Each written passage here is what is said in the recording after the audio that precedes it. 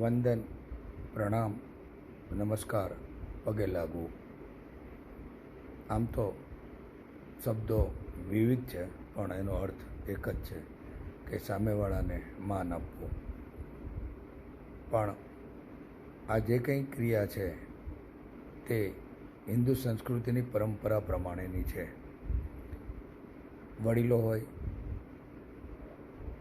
ખરેખર સાદું જીવન જીવતા હોય તેવા સાધુ સંતો હોય, મહાત્મા હોય કે જેઓ સમાજને રાહ દેખાડતા હોય તેવા સંત મહાપુરુષો હોય, તેવાને માન સન્માન આપવા માટે પગે લાગો, પ્રણામ કરો, વંદન કરો કે નમસ્કાર કરો. પ્રણામ કરવાની પણ એક પ્રણાલિકા, એક પ્રથામાં રહેલી છે. જેમ કે સામેવાળી વ્યક્તિ ઊભી હોય તો તમે તેને ઊભા પગે લાગી લો.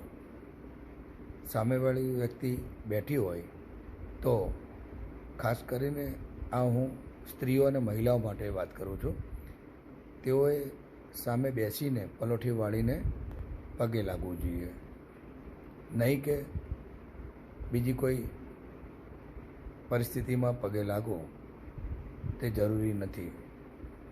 સામેવાળી વ્યક્તિને માન સન્માન આપવા માટે જ પ્રણામ કરવાની વાત છે. પગે લાગવો શબ્દ ક્યાંથી આવ્યો તે મને ખબર નથી, પણ પગને આપણે અપશુકન ગણીએ છીએ.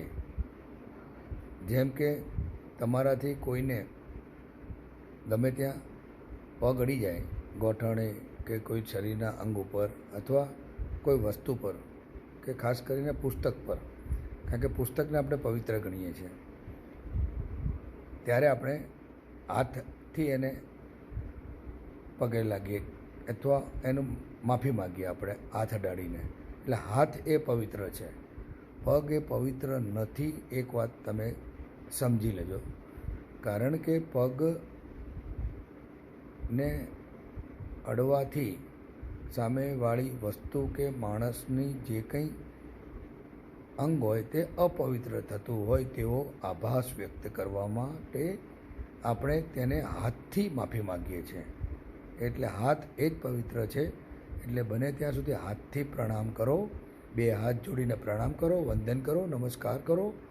ક્યારેય વાંકા વળીને કે સૂતા પ્રણામ, નમસ્કાર કે વંદન કરવાની જરૂર નથી કે સામેવાળી વ્યક્તિના વિચાર બદલાય.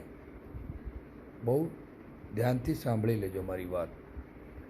કોઈને એમ લાગશે કે આજે આ વણી સંતવાણી કરવા બેઠો છે, પણ હું ઘણા વખતથી વિચારતો હતો કે આ વાત મારે કહેવી કે નહીં, કારણ કે કેટલાક લોકોને આ વાતથી નારાજગી પેદા થશે. પણ એમાં કોઈને નારાજ થવાની જરૂર નથી.